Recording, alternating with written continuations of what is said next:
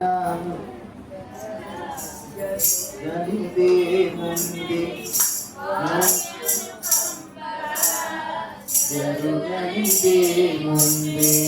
హల్లెలూయా.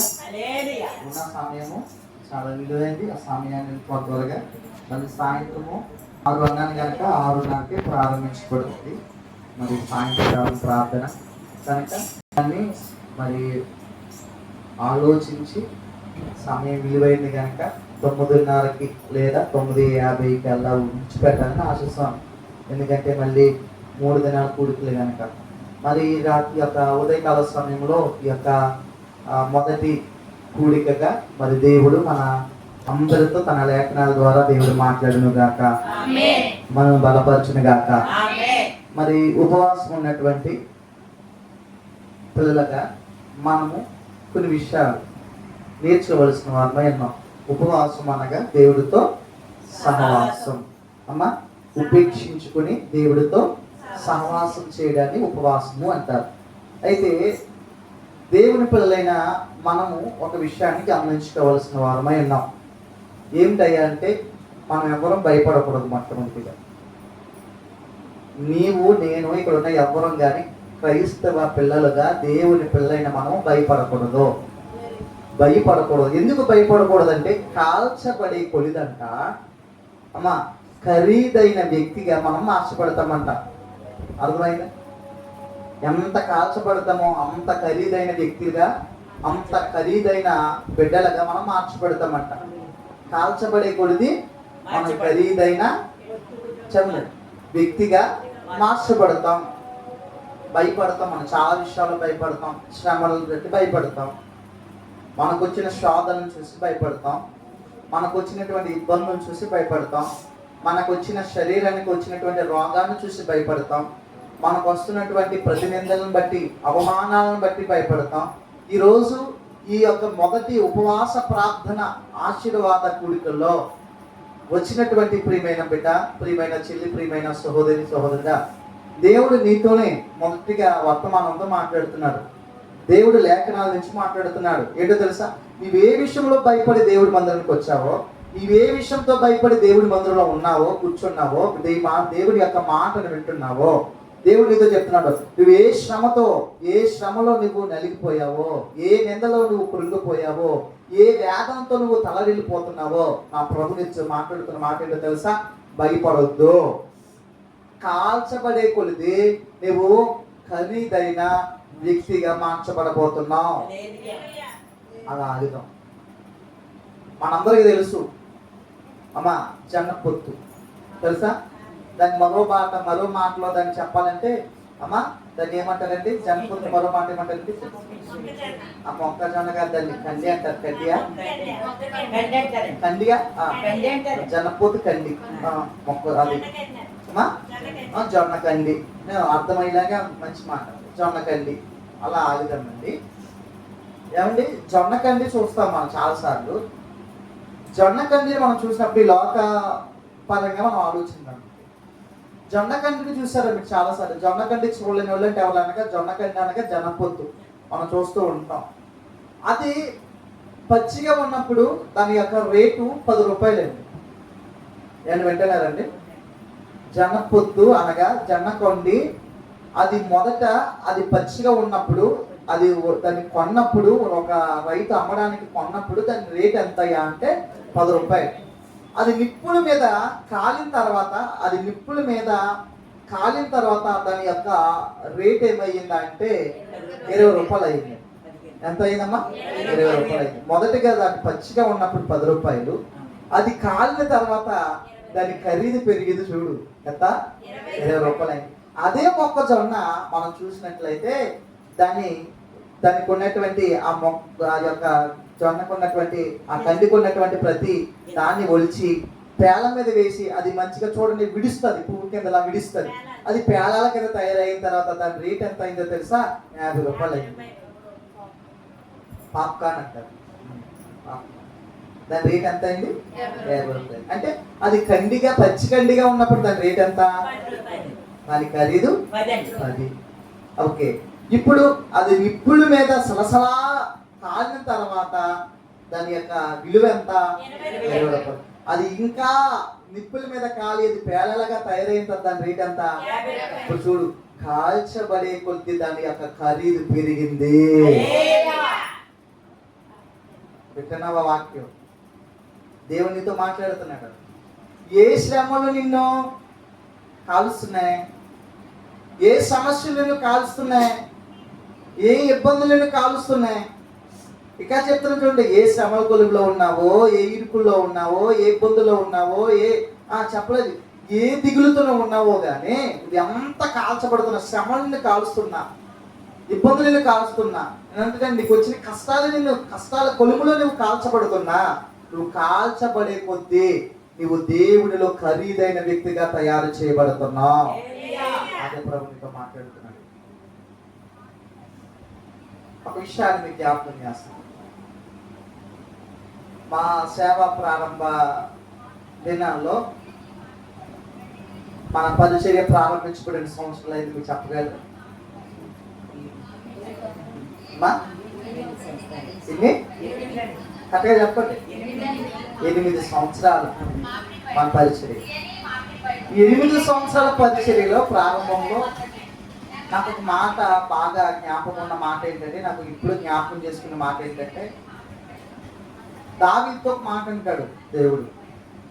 ఏమంటుంటే, దావీదు, అయ్యా నా చిన్నతనంలో నేను చూశాను, నేను వృద్ధాప్యంలో ముసలితనంలోకి వచ్చినప్పుడు కూడా నేను చూస్తున్నాను, నేను ఎలా ఉన్నాను, నువ్వు ఎలా ఉన్నావు, అప్పుడు ఎలా ఉన్నావు, ఇప్పుడు ఎలాగే ఉన్నావు, ఓ మాట నువ్వు చెప్పు. నా చిన్నతనంలో, నా బాల్య దశలో నీతిమంతులను చూశాను, నా యొక్క ఈ యొక్క వృద్ధాప్యంలో, ముసలితనంలో, పండుతనంలోకి వచ్చిన తర్వాత కూడా నేను ఎవరు చూస్తున్నాను? నేను ఎవరు చూస్తున్నాను? నీతిమంతులను చూస్తున్నాను. అప్పుడు నీతిమంతులను చూశాను, ఇప్పుడు నీతిమంతులను చూశాను. వారు అప్పుడు ఎలా ఉన్నారో ఇప్పుడు.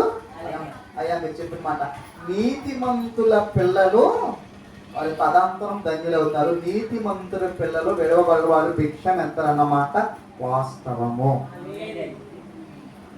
నీతిమంతుల పిల్లలు విడవబడరు, నీతిమంతుల పిల్లలు భిక్షం ఎత్తరంట. ఎంత నీతిగా బ్రతుకుతావో అంత నీతి జీవితాన్ని నీ బిడ్డలకి ఇస్తాడు. అర్థమవుతుందా? నా ప్రియమైన దేవుని పిల్లలారా, అయ్యగారు మీరు చెప్పిన ఈ విధానమును బట్టి, ఈ మాటలను బట్టి మరి మాకేమైనా ఒక వివరణ ఇస్తారా, ఒక విషయం చెప్తారా అంటే చూద్దాం. అది కూడా మీకు తెలియపరచడానికి నేను ఇష్టపడుతూ ఉన్నాను. చూద్దాం. మొదటి పేతురు రాసిన పత్రిక 4వ అధ్యాయము. మొదటి పేతురు రాసిన పత్రిక 4వ అధ్యాయము 12వ వచనం నుంచి 14వ వచనం వరకు మనం చదువుకుందాం ప్రియులారా. మొదటి పేతురు రాసిన పత్రిక 4వ అధ్యాయము 12వ వచనం నుంచి 14వ వచనం వరకు చదువుతామండి. 216వ పేజీ నెంబర్, పేతురు రాసిన మొదటి పత్రిక 4వ అధ్యాయము 12 నుంచి 14వ వచనం వరకు చదువుదాం. ప్రియులారా, మిమ్మును శోధించుటకు మీకు కలుగుచున్న అగ్ని వంటి మహాశ్రమను గురించి మీకేదో ఒక వింత సంభవించినట్లు ఆశ్చర్యపడకుడి.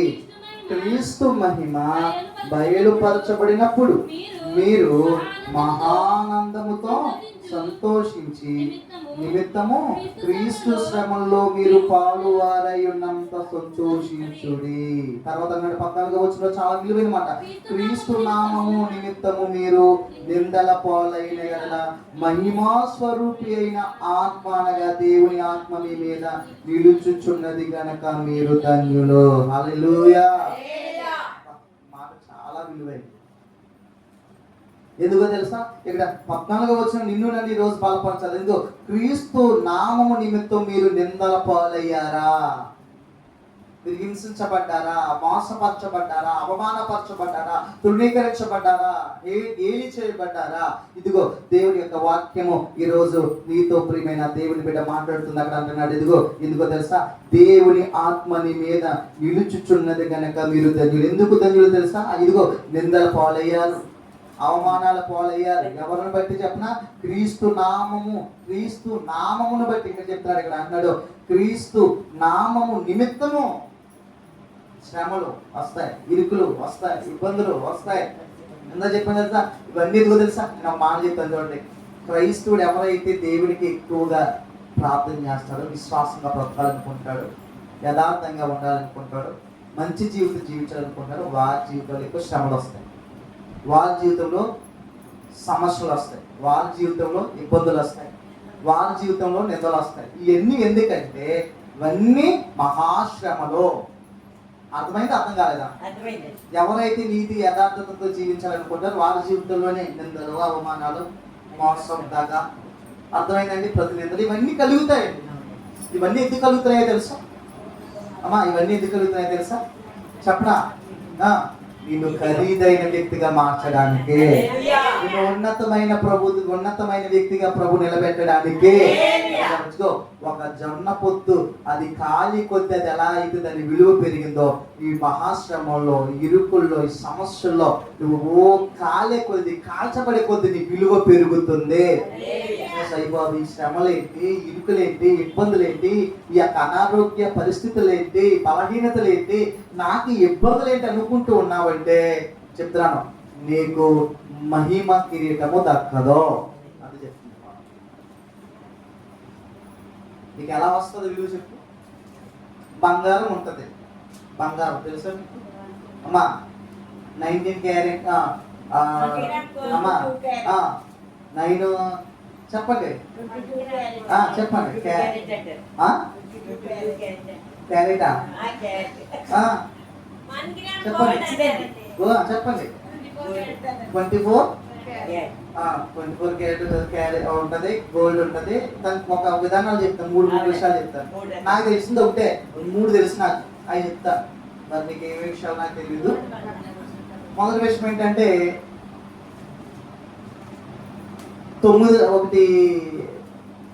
9 గ్రాములు, అది కూడా కాదు, 24 బాగా ఎక్కువ, 23 బాగా విలువైంది 24. అంతేనా? మంచి బంగారం 24 అంటారా, 23 అంటారా? బయటికి వెళ్ళి చెప్తే చెప్పండి. ఎంతమ్మా? 24. ఓకే. ఇప్పుడు 9 దాన్ని 9 క్యారెట్స్ అంట. 9 క్యారెట్ మనకి ఎందుకు బంగారం? మీకు అర్థమయ్యే చెప్తాం. ఉపమానం అమ్మా, బంగారం అని చెప్తాం మీకు. ఎందుకంటే మానవ జీవితానికి, ఈ వ్యక్తిత్వ జీవితానికి అర్థం మీకు తెలియాలి. అర్థమవుతుందా? ఇప్పుడు 24 యొక్క బంగారము, క్యారెట్ బంగారం తయారవుతుంది కదా, క్యారెట్ బంగారం తయారవుతుంది కదా, దాని విలువ పర్లేదు. నువ్వు నాకు నటువాడిని అయినా, దేవుడు నాకు ఇచ్చిన నోటి మాన్యమైనా, నీకు అర్థమైతే చాలు. అర్థమైందా? వినండి, నాకు ముందే తెలుసు. నటువాడిని అయ్యా, ఉట్టువాడిని అయ్యా, నన్ను ఎలా వాడుకుంటావు అన్నాడు. మోషని వాడుకున్నాడు. అందుకే విశ్వాసం ఎందుకు, విచారణ ఎందుకు? ఎప్పుడు ముందున్నాడు, నిన్ను వాడుకుంటా అన్నాడు. నీ తల్లి నిన్ను అమ్మనడం, అందరూ అవమానిస్తారు. నేను వాడుకుంటాను. అంటే మనుషులను తొక్కేస్తారనుకున్నారు, మనుషులను తొక్కేద్దామనుకున్నారు. దేవుడు ఏమో నన్ను వాడుకుంటాడు. ఏమన్నారు చెప్పండి? మనుషులను వాడుకుంటే దేవుడేమో నన్ను ఆయన స్వార్థలో వాడుకుంటున్నాడు. వాడుకుని వదిలేసే వాళ్ళు ఎక్కువ ఈ రోజుల్లో. అవునా? వాడుకుని అవసరానికి వాడుకుని వదిలేసే వాళ్ళు ఎక్కువ. అందరూ వాడుకున్న వాళ్ళే, కానీ వాళ్ళు నన్ను వదిలేసిన దేవుడు నన్ను వాడుకుంటున్నాడు, తన సేవలో వాడుకుంటున్నాడు. నన్ను ఆడుకున్నారు మనుషులు, కొంతమంది జనాలు ఆడుకున్నారు, కొంతమంది వ్యక్తులు ఆడుకున్నారు. వాళ్ళు నన్ను ఆడుకున్నారు, వాళ్ళు నాతో ఆడుకున్నారు. దేవుడు తన సేవలో వాడుకున్నాడు. చెప్పండి, అంతకంటే భాగ్యమేంటి చెప్పండి? వాళ్ళు ఆడేకున్నారు నన్ను, ఆయన వాడేకుంటాడు. నన్ను ఎక్కడెక్కడో వాడుకుంటున్నాడు. ఆయన సిగ్గు కలిగినట్లుగా వాడుకుంటున్నాడు. ఉన్నతమైన స్థలాలు నన్ను నిలబెట్టుకున్నాడు. మనుషులు పెట్టుకునేందుకు భయపడద్దు, హెచ్చించేవాడు నీ దేవుడు ఉన్నాడు. ఇప్పుడు 24 ఆ యొక్క క్యారేజ్ కలిగిన బంగారం అంట, ఆ యొక్క బాగా కాలిందనుకో, దాని విలువ పెరుగుతుందా లేదా? తగ్గుతుందా? ఇప్పుడు అగ్నిలో బాగా కాల్చబడే కొద్ది దానికి విలువ పెరిగిందా తగ్గిందా? ఇప్పుడు ఒక విషయం, బంగారం కాల్చబడితేనే దానికి ఎక్కువ మెరుగు వస్తుంది కదా, దాని విలువ పెరుగుతుంది కదా. నేను ఒక మాట చెప్తున్నాను, మరి నువ్వు కూడా కొన్ని శ్రమల్లో కాల్చబడాలి. నీ కొన్ని సమస్యల్లో నువ్వు కదిలించబడాలి, కొన్ని శ్రమంలో నువ్వు కదిలించబడాలి, ఇరుకుల్లో కదిలించబడాలి, ఇంకా చెప్పిన అనారోగ్యంలో కదిలించబడాలి. ఇవన్నీ విషయాల్లో నువ్వు కదిలించబడితే, కాల్చబడితేనే నీకు విలువ, నీకు మహిమ. వ్యాధి వచ్చిందని వ్యాధి తగ్గలేదు దేవుని విడిచిపెట్టేసిన వాళ్ళు కొంతమంది. దేవుడు నా జీవితంలో ఈ కార్యం చేయలేదని దేవుడిని విడిచిపెట్టేసిన వాళ్ళు కొంతమంది. కొన్ని దినాల ఉపవాసం ఉండి ఉపవాసం ద్వారా నాకు ఏమీ జరగలేదని ఇదిగో కొన్ని దినాల తర్వాత ప్రభు వేచి చూస్తుంటే చేద్దామని, గొప్ప కార్యం చేద్దామని వేచి చూసే సమయంలో దేవుడికి దూరం అయిపోయిన వాళ్ళు కొంతమంది. అర్థమైంది? అంటే ఒక విషయాన్ని నువ్వు గమనించు, నువ్వు ఆలోచించు. మనం ఏ విధంగా ఇక్కడ మనం ఆలోచించినట్లయితే నువ్వు కాల్చబడాలి. అర్థమైందా? నువ్వు కాల్చబడే కొద్ది ఖరీదైన వ్యక్తిగా తయారు చేయబడుతున్నావు. నీ విలువ పెరుగుతుంది, నువ్వు మహిమాత్మతో నింపబడుతున్నావు. కాల్చబడ్డావా? నువ్వు కాల్చబడే ప్రక్రియలో నువ్వు ఉంటే నువ్వు దగ్గర చాలాసార్లు అనుకుంటున్నాను, వారి కుటుంబం అయిపోయింది అనుకున్నారా, ఆ పని అయిపోయింది అనుకున్నారా, అరే వారు మొత్తము అయిపోయింది అనుకున్నాను రా, అరే మళ్ళీ ఇలా నిలవబడ్డారంటే, ఈ విధంగా నిలబెట్టాడంటే దేవుని కృప. కొన్నిసార్లు అనుకుంటాను నేను, వాళ్ళు ఎన్ని శ్రమలు వాళ్ళ జీవితాల్లో, ఎన్ని ఇరుకులు వాళ్ళ జీవితాలు, ఎన్ని పరిస్థితులు ఉన్న వాళ్ళు వెళ్ళారు, ఇంకా వాళ్ళు అయిపోయింది వాళ్ళ కుటుంబం, ఇంకా అక్కడితో వాళ్ళకి చరిత్ర ముగించి పడిపోయింది అనుకున్నాం. కానీ ఇంతవరకు కూడా నిలబట్టగలిగారంటే ఆ శ్రమంలో సైతం వాళ్ళు కాల్చబడినా కానీ ఖరీదైన వ్యక్తులుగా దేవుడు నిలబెట్టాడు రా. అది అది అది కావాల్సిన వాళ్ళ దేవుడు శ్రమంలో సైతం కాల్చబడిన కానీ ఖరీదైన వ్యక్తిగా వారు కాల్చబడే కొద్దీ, ఆ శ్రమలు వాళ్ళని కాల్చే కొద్దీ, ఆ ఇరుకులు వాళ్ళని కాల్చే కొద్దీ, వారికి ఇబ్బందులు కలిగే కొద్దీ వారు ఏమయ్యారు? ఖరీదైన వ్యక్తులుగా తయారయ్యారు. అంటే వారు మహిమతో నింపబడ్డారు. నాకు ఈ కళ్ళుకు చూస్తుంటే ఇది విచిత్రమా, మహా విచిత్రమా అని అనిపిస్తున్నారు. కొంతమందిని చూస్తున్న అన్య ప్రజలు, అందులో కొంతమందిని గమనిస్తారు, అన్య ప్రజలను గమనిస్తారు. వాళ్ళు చూసినప్పుడు నేను అనుకోవాలి గుచ్చి, అబ్బా వాళ్ళు శ్రమంలో సైతం మంచిగా నిలబడ్డారు. ఒక విషయం అండి, ఇక్కడ ఆలోచించినట్లయితే ఇక్కడ దేవుడు అదే చెప్తున్నాడండి, శ్రమలు వద్దు, ఈ యొక్క ఇబ్బందులు వద్దు, నాకు కష్టాలు వద్దు అనుకుంటే నీవు ఎప్పటికీ ఏమవలేముంది? ఖరీదైన వ్యక్తిగా మార్చబడ్డావు.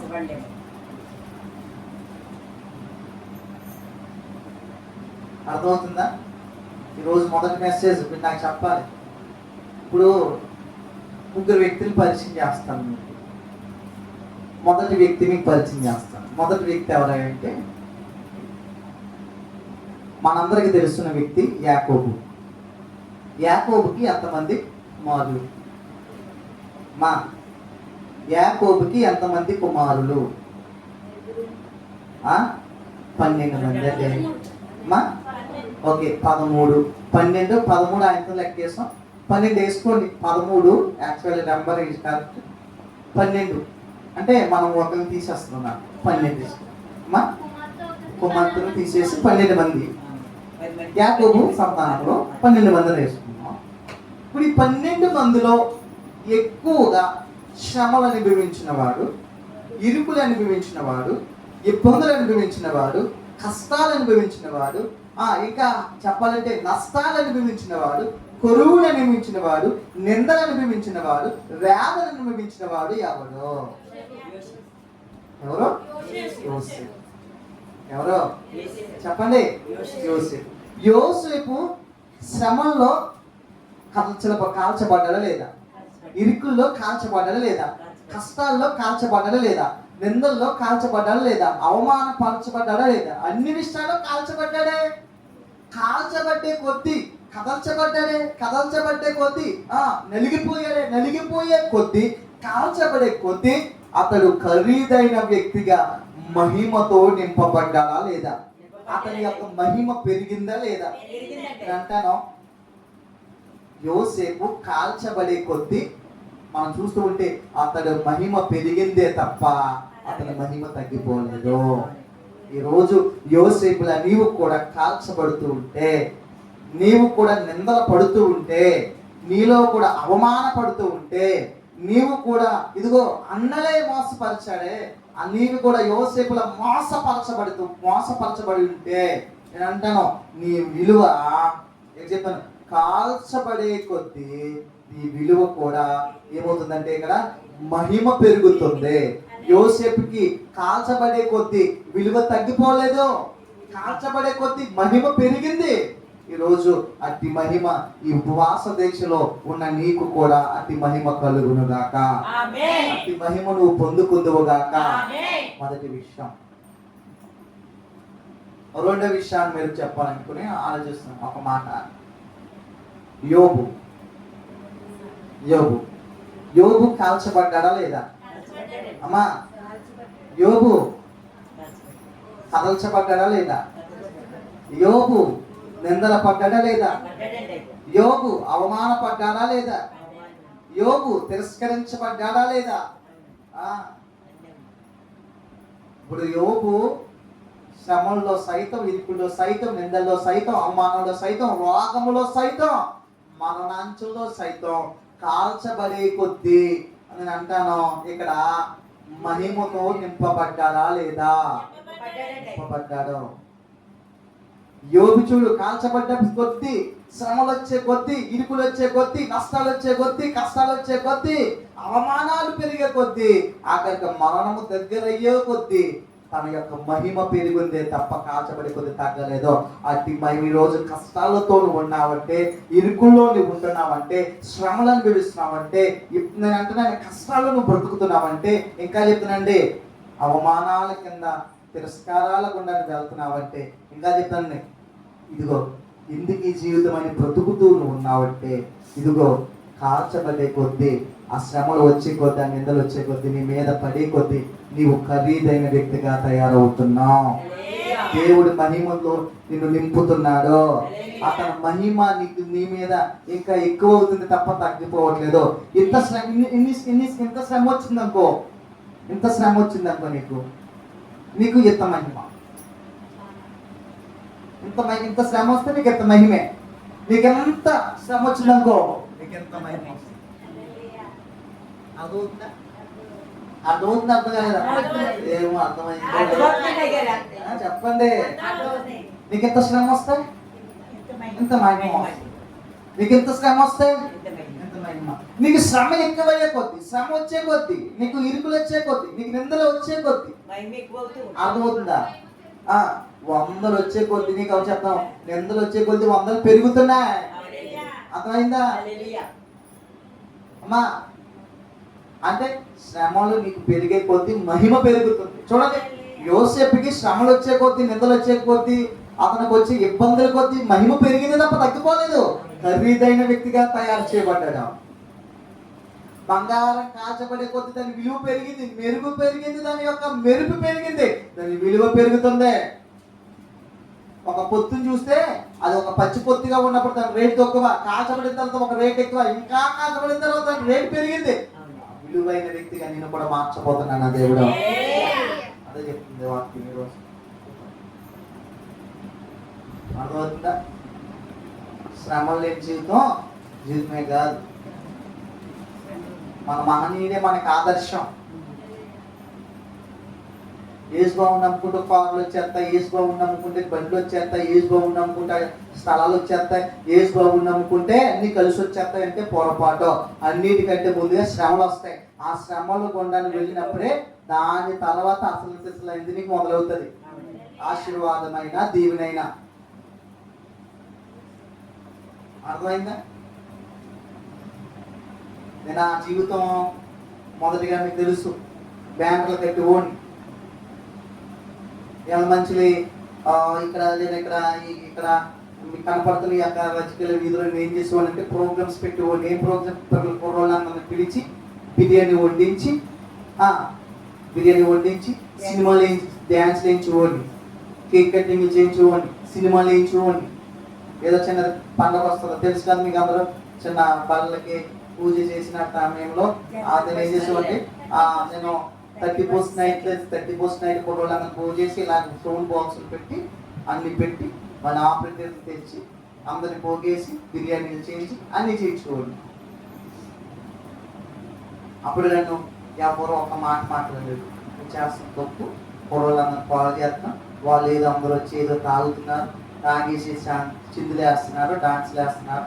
ఏంటి ఈ పాటలు ఏంటి, ఈ లోకం ఏంటి, పెడుతున్న పాటలు ఏంటి, నేను ఎవరు మాట్లాడి ఈ కడుతున్న ఆ బ్యాంకులు కడుతూ ఈ కడుతున్నా ఈ కడుతున్నా ఏంటి, సినిమా బ్యాంకులన్నీ కూడి వెళ్తారు. ఎప్పుడేం మాట్లాడలేదు. మాట్లాడలేదు. దేవుడి దగ్గరికి వచ్చాక, దేవుడు పట్టుకున్నాక, విడిచిపెట్టవలసిన విడిచిపెట్టాక, అన్నీ సరి చేసుకున్నాక ఇప్పుడు ఏమంటారు చెప్పండి? చెప్పండి. ఇప్పుడు పెరిగినాయా తగ్గినాయా? ఇప్పుడు నా విలువ పెరుగుతుందా తగ్గుతుందా? ఈ పరిస్థితి కూడా అంతే. ఒకప్పుడు బుద్ధి పోలేనప్పుడు, నువ్వు గయ్యాలుగా ఉన్నప్పుడు, నువ్వు నెపల మీద పడితే వాళ్ళ మీద నోరు పడేసుకున్నప్పుడు, ఇంకో మాట చెప్పనా, నువ్వు అంతలాగా ఉన్నప్పుడు నేను ఎవరేం అనలేదు. అన్నీ మార్చుకున్నాక, తగ్గించుకున్నప్పుడు, సమాధాన పడాలని బ్రతుకుతున్నప్పుడు, నీ తగ్గించుకుని నెమ్మదితో ఉండాలనుకున్నప్పుడు నీ మీద బల పెరుగుతున్నాయి. నీ విలువ పెరుగుతుంది. జాగ్రత్త సహోదరి, సహోదరుడా, నీ విలువ పెరుగుతుంది. నువ్వు ఖరీదైన వ్యక్తిగా మార్చబడుతున్నావు. గుర్తుపెట్టుకో, నువ్వు ఖరీదైన దానివా, ఖరీదైన లేని దానివా? కొన్నిసార్లు మా పిల్లలు రాత్రి చేస్తూ ఒక్కోసారి ఏంటంటే మాకు పెద్దలు, రే ఈ రోజు నా చేతులు నువ్వు చచ్చిపోయావరా ఏమంటారా? మా పెద్దలు చిన్న, ఈ రోజు నా చేతులు నువ్వు ఇప్పుడు చచ్చిపోయావరా అని చచ్చి అంత కొట్టేస్తామా? చెప్పండి. ఆయన ఎంతవరకు తట్టుకోగలుగుతాడు, ఎంత దెబ్బ తట్టుకోగలుగుతాడో అంతవరకే తిరిగి అలాగే కొడతామ్మా. నువ్వు చచ్చిపోయారని చచ్చినా కొడేస్తామా? వింటున్నారా వాక్యం? మీరు కొడేస్తావా? కొడతామా పిల్లలు? ఈరోజు పదం ఏమంటావు? నా చేతిలో నువ్వు దోమ కొట్టినట్టు, ఏగను కొట్టినట్టు ఇలా అంటాం. తల్లి అయినా అమ్మాయి ఇలా అంటాం. ముట్టి ముట్టి కొట్టి కొట్టినట్టు అది ఎంత తట్టుకోగలడం? బాగా ఎంత తట్టుకోగలుగుతావో అమ్మా అంత శ్రమిస్తాడు. ఒక తల్లే, ఒక తండ్రి ఒక పిల్లోడు చచ్చిపోయేవారని ఎంత వారు తట్టుకోగలుగుతారు? అంత చిన్న దెబ్బే కొడతారు తప్ప ఎక్కువ దెబ్బ కొట్టరే. ఒక తల్లి తండ్రి నేను అంటానండి, ఈ భౌతిక సంబంధంగా ఉన్నటువంటి తల్లిదండ్రులు కొట్టే దెబ్బ ఈ విధంగా పిల్లల విషయంలో ఆలోచించి తట్టుకోగలిగిన దెబ్బ కొడితే, మరి తన ప్రాణముతో నిన్ను కొనుక్కున్నాడే, నీ కొరకు వెల పెట్టాడే, నిన్ను కొనుక్కున్నాడే, తన సొత్తుగా చేసుకున్నాడే, తన నిర్మాణం అనుకున్నాడే, మరి నిన్ను కూడా ఏం చేస్తారు తెలుసా? నువ్వు ఎంత తట్టుకోలేవో అంత శ్రమకి నేను అప్పగిస్తాను తప్ప నేను విడిచిపెట్టేవాడు కాదు. అందుకే నీ విలువ పెరుగుద్ది. చెప్పండి, పెరుగుతుందా పెరగదా? ఆలోచించాలి. నా ప్రియమైన దేవుని పిల్లలారా, రెండో ఒక మాట కూడా నీకు చెప్పి నేను త్వరగా ముందుకు సాగుతున్నాను. మొదటి వ్యక్తి యోసేపు చూసాం. రెండో వ్యక్తి కూడా మీకు జ్ఞాపకం చేస్తాం. యెషయా గారికి 20 మంది పిల్లలు. ఎంతమంది? యెషయా గారికి ఎంతమంది పిల్లలు? 20 మంది పిల్లలు. యెషయా గారికి 20 మంది పిల్లల్లో బాగా శ్రమలు పడ్డవాడు ఎవడో, బాగా ఇరుకులు వచ్చినవాడు ఎవడో, బాగా నిందలు పడినవాడు ఎవడో, బాగా తిరస్కారాలు ఎదుర్కొన్నవాడు ఎవడో? ఎవరో? దావీదండి. ఎవరండి? దావీదు ఊరికి వెళ్ళిపోయి రాజు అయిపోయి కూర్చోలేదు. ఊరికి వెళ్ళిపోయి కూర్చేసాను రానాయన కూర్చొని ఆయన అన్నారనుకున్నావా నువ్వు? రక్షణ తీసుకున్నా దొరక, రక్షణ తీసుకుని ముందు కొన్ని శ్రమలు వస్తాయని చెప్పిన ఆవిడ ప్రారంభమై ఉంటాయి. స్టార్ట్ అయినాయి నాకు తెలుసు. అవుతే ఎంతమంది ఎంత వదుకుంటావో, నువ్వు ఎంత తగ్గించుకుంటే నీకు వచ్చే శ్రమల కొద్దీ, నువ్వు కాల్చబడే కొద్దీ నువ్వు ఖరీదుగా మార్చబడుతున్నావు. జ్ఞాపకం చేసుకో. అర్థమైందా? ఇంకా ఎంతమంది రక్షణ సిద్ధపడుతున్నారో జాగ్రత్త. సిద్ధపడినప్పుడు ఒక తీర్మానం తీసుకున్నప్పుడు నీకు శ్రమలు ప్రారంభించబడతాయి, అవమానాలు వస్తాయి, నిందలు వస్తాయి. నువ్వు ఎదరికొచ్చి కొద్ది వెనకలాగి కూడా ఒక గేల వేసి, ఆ గేలానికి నువ్వు వెళ్ళావా? ఫస్ట్ బాగానే ఉంటుంది. చేప అటు ఇటు తిరిగినప్పుడు కాదు, ఎదురున్నప్పుడు బాగానే ఉంటావు. ఇటు ఇటు తిరిగినప్పుడు ఇలాగ ఆడుతుంది కదా నీళ్ళు. ఆకర్షణ ఏం చేయాలి? చెప్పిన మాటలు, వాళ్ళు చెప్పిన మాటలకి ఎందుకే ఇప్పుడు రక్షణ తీసుకుని ఎప్పుడు ఎంజాయ్ చేస్తామే? లోకంలో పోలు ఉంది దరిద్రం.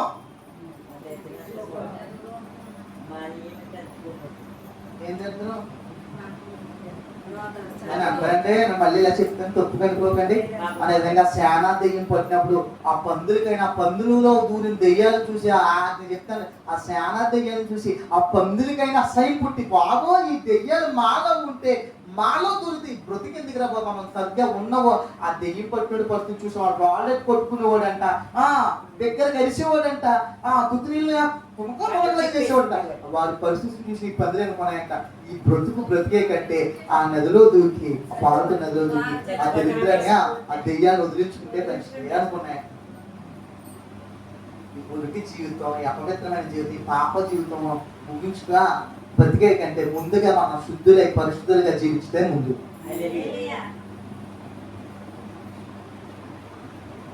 అర్థమైందా? అంటే ఎందుకు జోలపాట పాడడానికి అది ఉడుకులు, నీకు మేలు కొలిపి నువ్వు రక్షణలో నడిపించబడడానికి ఊడు. భర్త జారిపోతే మళ్ళీ భర్తని కట్టడానికి ఊడుకు. భార్య పడిపోతే పాపంలో నుంచి మళ్ళీ లేవనెత్తడానికి గూడుగులో. బిడ్డలు మాట వినకపోతే మళ్ళీ మాట వినేటట్లుగా మళ్ళీ ఆత్మీయతలో కట్టడానికి గూడుగులో. సంఘములో నువ్వు కనుమరుగైపోతే సంఘంలో మళ్ళీ ఎత్తుకుని ఒడికి చేర్చుకునే గూడుగులో. చెప్పండి, కొంపుగా ఉంటావా ఇంపుగా ఉంటావా నీ ఇష్టం. కొంపుగా ఉన్నావు అనుకో, దేవుని తర్వాత మొహం కూడా చూడటం. దేవుడికి శ్వాసన ఇచ్చినట్టుగా ఇంపుకున్నావు అనుకో, తరతరాలు మహిమార్థంగా నీ కుటుంబానికి, తరతరాలు నీ వెనకాల తరానికి ఆశీర్వాదకరంగా దీవెనకరంగా నేను మారుస్తాడు దేవుడు. మన చేతుల్లోనే ఉంది. అర్థమవుతుందండి? మనం యోచించుకోవాల్సిన వారమే ఉన్నాం. దావీదు చూడండి, దావీదు సింహాసనం ఊరికి ఎక్కలేదు. శ్రమలు వచ్చే కొద్ది కొడుకులు కూడా శ్రమలు కొడుకుల చేత వచ్చినాయి. అబ్షాలోము చేత, చెప్పండి, వీళ్ళందరి చేత ఎన్నో నిందలు, చంపాలని చూశారు. సౌలు చేత, ప్రజల చేత తిరస్కారాలు, అవమానాలు, ఇవన్నీ శ్రమలు వచ్చే కొద్ది, ఇరుకులు వచ్చే కొద్ది, దగ, మోసం, అవమానం ఎన్ని పెరిగే కొద్ది మనోడికి ఏం పెరిగిందంట? మహిమ, అధిక మహిమలోకి ఇంకా పెరుగుతుంది తప్ప తగ్గిపోలేదు. అందుకే మనోడు చెప్పండి, కాల్చబడే కొద్దీ ఏమైనా చెప్పండి, ఖరీదైన వ్యక్తిగా మహారాజుగా మార్చబడి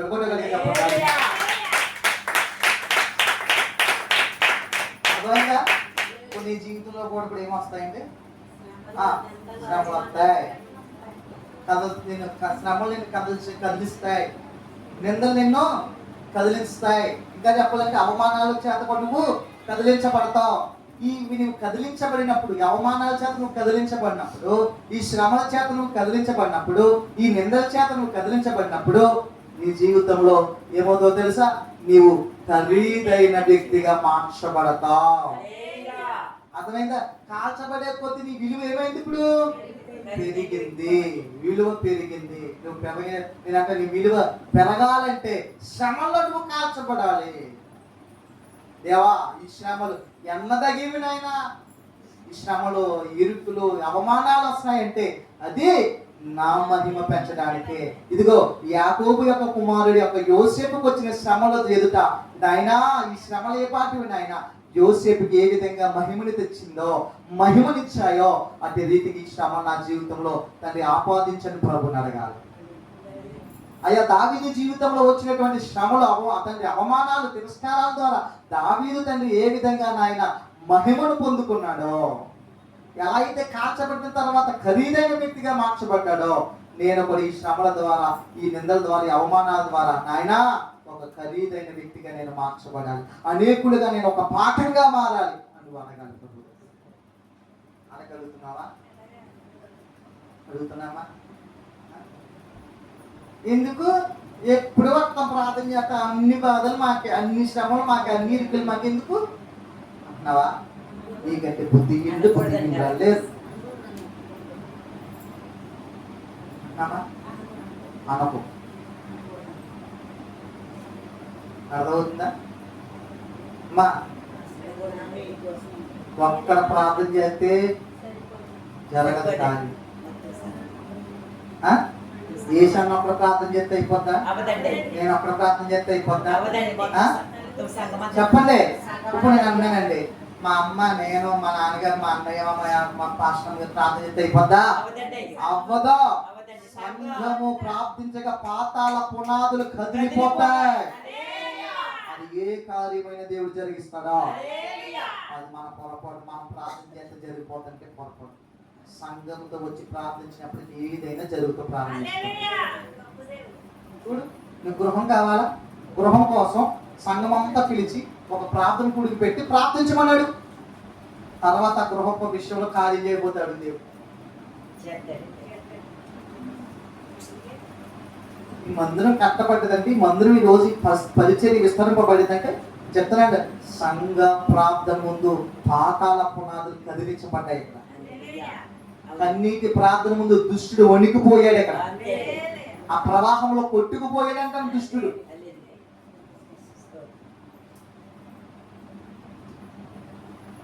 మాట ముగించడానికి ఇష్టపడుతున్నాను. నువ్వు ఎంతవరకు ఓర్చుకోగలుగుతావు, నువ్వు ఎంతవరకు సహించగలుగుతావు, అంత శ్రమలకే దేవుడిని అప్పగిస్తాడు తప్ప మరి అంతగా నిన్ను ప్రాణం తీసేంతగా నిన్ను దేవుడు నేనేం చేస్తాడో శ్రమల కొలిమికి అప్పగించడు. నువ్వు శోధించబడిన పిమ్మట నువ్వు ఏమవుతావు తెలుసా? సువర్ణంగా మార్చబడతావు. ఊరికి వచ్చేందుకున్నావా? నీకు మెరుగు. ఊరికి వస్తుంది అనుకున్నావా? నీకు విలువ. ఊరికి వస్తుంది అనుకున్నావా? నీకు ఘనత. చెప్పు. శోధించబడిన తర్వాత సువర్ణంగా మార్చబడతావు. శోధన ఇదేం చేస్తుంది? సువర్ణంగా మార్చదు. శోధన సహించువాడు ఎవడవాడు? ధన్యుడు. ధన్యుడు ధన్యుడుగా ఉండాలంటే శోధన సహించు. నువ్వు సువర్ణంగా మార్చబడు. ఇదిగో, నువ్వు కాల్చబడే కొద్దీ నీ విలువ పెరుగుతుంది. నువ్వు ఖరీదైన వ్యక్తిగా మార్చబడు. ఒక యోసేపు మహిమ పెంచబడినట్లుగా, ఒక దావీదు మహిమ పెరిగినట్లుగా మహిమ కూడా ఇంకా ప్రతిభ పెరుగుతుంది. యోబు జీవితం కూడా మనం చూసాం. యోబు జీవితంలో కూడా పోగొట్టుకున్న దానికంటే చెప్పండి, అన్ని రెట్లు పోగొట్టుకుని పొందుకున్నాడు. చెప్పండి అమ్మా, అన్ని అమ్మా యోబుకి ఎన్ని రెట్లు ఇచ్చాడు? 3 2 చూద్దామా? యోబు గ్రంథం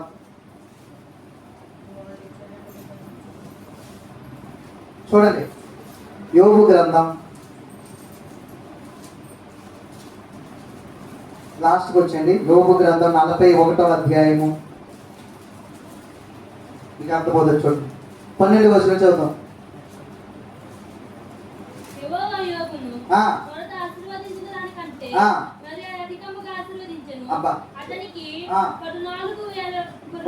మొదట ఆశీర్వదించిన దానికంటే ఎంత ఆశీర్వదించాడంట? మరి అత్యధికముగా. అధికము వేరు, అత్యధికము వేరు.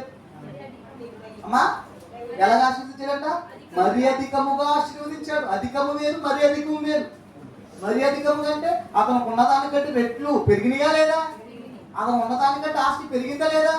అతనికి ఉన్నటువంటి సౌందర్యం పెరిగిందా లేదా? అన్ని విషయాలు అధికమైంది. ఎప్పుడు? శోధించబడిన పిమ్మట అతను సువర్ణంగా మార్చబడమే కాదు, మరి అధికముగా దేవుని అతని నుంచి పొందుకున్నాడు. నువ్వు నేను పొందుకోవాలంటే, ఆశీర్వాదం పొందుకోవాలంటే మరి అధికముగా శోధించబడాలి.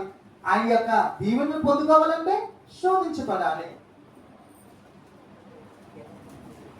మన ప్రతి అవసరత ఆయన తీర్చాలంటే ఆయన మరి అధికముగా మన ప్రతి అవసరత తీర్చాలంటే శోధించబడాలి. ఇప్పుడు చెప్పండి, శోధించబడ్డా లేదా? మరి శోధించబడకుండా ఎలా వస్తుంది చెప్పండి. 3 విషయాలు చెప్తానని కదా. మన యేసుక్రీస్తు ప్రభువారు ఇదిగో నువ్వు శోధించబడిన తర్వాత సువర్ణంగా మార్చబడ్డానికి కారణం ఎందుకు మాట చెప్పారంటే, యేసుక్రీస్తు ప్రభువారు కూడా శోధించబడ్డాడు అపవాది చేత. ఆయన శోధించబడిన తర్వాత చెప్తానండి ఎలాగ మార్చబడ్డాట? సువర్ణంగా మార్చబడ్డాడు. నువ్వు ఎంత ఓర్చుకోగలుగుతావో అంత ఆ మట్టికే శ్రమలకు నేను దేవుడు అప్పగిస్తాడు. అప్పగించిన తర్వాత రెండో పని కూడా చేస్తాడు ఆయన. ఆయన ఎవరంటే అమ్మా పరిశుద్ధాత్మ, పరిశుద్ధాత్మ దేవుడు. ఆయన అగ్ని ఆయనలో ఉంది. మోషే పొద చూస్తున్నాడు. పొద ఏంటుందండి? పొద కాలుతుంది కానీ అది ఏమవలేదంట అమ్మా. పొద కాలుతుంది అక్కడ. అదేమిటి చెప్పండి? కాలుతుందా లేదా? పొద మంట వస్తుందని అది మొత్తం కాలిపోయిందా? మండుతుందా? కాలుతుందండి. ఇలా మండుతూ ఉందండి. పొద మొత్తం కాలిపోయిందా? కాలేదు. మరి ఎందుకు కాలిపోనిస్తాడు? మోషే యొక్క పొద మంట వస్తుంది, అది కాలుతుంది కానీ పొద కాలట్లేదు అక్కడ. ఇది ఎంత నేను ఎంత కాల్చాలో, నీకు ఎంత శ్రమకు అప్పగించాలో అంతవరకు నీ శ్రమకు అప్పగిస్తాడు తప్ప నిన్ను ఆయన ఎప్పుడు శ్రమల కొలుములో విడిచిపెట్టేవాడు కాదు. నీకు విలువనివ్వడానికి, నీకు విలువను తేవడానికి, ఇంకా చెప్పనా నిన్ను మహిమాత్మతో నింపడానికి, నీకు మహిమనివ్వడానికి, ఇంకా చెప్పాలంటే నిన్ను ఖరీదైన తన బిడ్డగా కుమార్తెగా చేసుకోవడానికి ఆ శ్రమకు అప్పగిస్తాడు తప్ప నిన్ను విడిచిపెట్టడం. దావీదుని విడిచిపెట్టలేదే, యోసేపుని విడిచిపెట్టలేదే, యోబుని విడిచిపెట్టలేదే. మరి తన సొత్తు అయిన నిన్నెందుకు విడిచిపెడతాడు? మొదటిగా ఎంత అనుభవించగలుగుతావో శ్రమ అంతవరకు నీకు ఆ శ్రమకు అప్పగిస్తాడు. రెండోదిగా ఆ శ్రమల కొలువులో నీకు ఆ శ్రమను జయించగలిగిన శక్తి సామర్థ్యము తానే నీతో ఉంటాడో. రెండోదిగా ఏం చేసే పని? ఆ శ్రమని జయించటకు, ఆ శ్రమను అధిగమించటకు ఆయన శక్తి సామర్థ్యము ఆయనే అయి నీతో ఉంటాడు. ఆ శక్తి సామర్థ్యం ఆయన నీకు అనుగ్రహిస్తాడు. మూడోదిగా నేను చెప్పే మాట ఏంటంటే అతడు అగ్ని స్వరూపుడిగా నేనేం చేస్తాడంటే విలువనిచ్చే వ్యక్తిగా మార్చుకుంటాడు. ఇప్పుడు ఏమయ్యావు? మొదటిగా శ్రమను ఏం చేసావంటే శ్రమలో నువ్వు ఏమయ్యావు? కాల్చబడ్డావు. కాల్చబడిన తర్వాత నువ్వు శక్తివంతంగా తయారయ్యావు. శక్తివంతమైన తర్వాత నువ్వు ఏమయ్యావు? ఒక విలువైన పాత్రగా, విలువైన వ్యక్తిగా మార్చబడ్డావు. 3 సందర్భాలు అర్థమైనవి, అర్థం అవ్వలేదా? ఇప్పుడు బంగారం ఏమైంది? మొదటికి ఏమైంది చెప్పండి? అది సుత్తి దెబ్బకే, చెప్పండి, సుత్తి దెబ్బకే, అక్కడ మంటకే, కొలిమికి, అన్నిటికి సహించింది, తలదించింది, అన్నిటికి భరించుకుంది. కాబట్టి భరించుకున్న తర్వాత అదేమైందంటే శక్తివంతంగా తయారైంది. శక్తివంతంగా తయారైన తర్వాత అది ఒక విలువ కలిగిన పాత్రగా మార్చబడింది. ఒక పొత్తు నువ్వు చూసావు, ఆ పొత్తు కూడా మొదటిగా పచ్చిగా ఉన్నప్పుడు దానికి ఒక విలువ ఉంది. ఆ విలువ తర్వాత దానికి ఏమైందంటే బొగ్గుల మీద నిప్పుల మీద కాల్చబడిన తర్వాత అదేమైందంటే ఒక శక్తివంతంగా మార్చబడింది. ఆ శక్తివంతంగా మార్చబడిన తర్వాత ఇదిగో తర్వాత మళ్ళీ దాన్ని ఒక దాని అంటే ఒక పాప్కార్న్ గా తయారు చేసిన తర్వాత ఏమైందండి ఇంకా విలువైన దానిగా తయారైంది. అంటే దాని విలువ కాల్చబడే కొద్ది పెరిగింది. ఈరోజు సేవకుడిగా నేనైనా నువ్వైనా మనం అందరం నేర్చుకోవాల్సింది ఏంటంటే దేవుని పిల్లలైన మన జీవితంలో శ్రమలు పెరిగే కొద్దీ, నిందలు పెరిగే కొద్దీ, అవమానాలు పెరిగే కొద్దీ, అవి మనల్ని కదిలించే కొద్దీ మనం ఏమవుతామో తెలుసా? ఇదిగో ఆ శ్రమల కొలతలో ఆ కాల్చబడే కొద్ది ఖరీదైన వ్యక్తిగా ప్రభు కోసం మనము నిలబడగలుగుతాం. ఇంకా చెప్పాలంటే ఒక దావీదు ఏ విధంగా అయితే శ్రమలు వచ్చే కొద్దీ, ఆ నిందలు పెరిగే కొద్దీ ఎలా అయితే మహిమ పెరిగిందో, మహిమ అతనికి ఆవాదించబడిందో, మన జీవితాల్లో ఒకటి మహిమను దేవుడు ఇవ్వడానికి శ్రమల కొలుపు మనల్ని అప్పగిస్తాడు. ఇంకా చెప్తున్నాను, ఇదిగో ఒక యోసేపు జీవితంలో ఏ విధంగా అయితే మహిమ పెరిగి అతని జీవితంలో శ్రమల కొలుపుకి వెళ్ళినప్పుడు, ఆ నిందల యొక్క పర్యాయంలో వెళ్ళినప్పుడు అతనికి ఏ విధంగా అయితే మహిమ పెరిగిందో అటు రీతిగా మన జీవితం కూడా వెళ్తున్నప్పుడు, శ్రమల కొలుములో ఆ ఇరుకుల గుండా వెళ్తున్నప్పుడు, ఆ నిందల గుండా వెళ్తున్నప్పుడు మన మహిమ కూడా తగ్గదో పెరుగుతుందని చెప్పడానికి దేవుని యొక్క యోసేపు ఒక మార్గదర్శకంగా మనకి దేవుడు చూపించాడు. యోబు జీవితంలో అతనికి కలిగినటువంటి శ్రమలను బట్టి, అతనికి కలిగినటువంటి అతనికి కలిగినటువంటి ఆ యొక్క అనారోగ్య స్థితిగతులు బట్టి, అతనికి వచ్చినటువంటి నిందలు బట్టి, ఆపదలను బట్టి అతని యొక్క అధికంగా మహిమ పెరిగిందే తప్ప తగ్గిపోలేదు. మన జీవితంలో దేవుని యొక్క అత్యధిక మహిమ మన జీవితంలో, మన కుటుంబాల్లో పొందుకోవాలంటే, అతి మహిమను మనం అనుభవించాలంటే 3 అనుభవాల కింద ఉండాలి. ఒకటి, మనం ఎంత శ్రమను భరించగలం అంత శ్రమకే మనల్ని దేవుడు అప్పగిస్తాడు. రెండోదిగా ఆ శ్రమకు అప్పగించిన తర్వాత ఆ శ్రమను జయించి ఆ శ్రమలో నిలవగలిగిన శక్తిని సామర్థ్యాన్ని ప్రభు మనకు అనుగ్రహిస్తాడు. మూడోదిగా ఆయన అగ్ని స్వరూపుడిగా ఉన్నాడు. అగ్నిలో నువ్వు కాల్చబడిన తర్వాత ఒక పాత్రగా నిన్ను మరుస్తాడు. అతి పాత్రలుగా మనం అందరం ఉందుముగాక.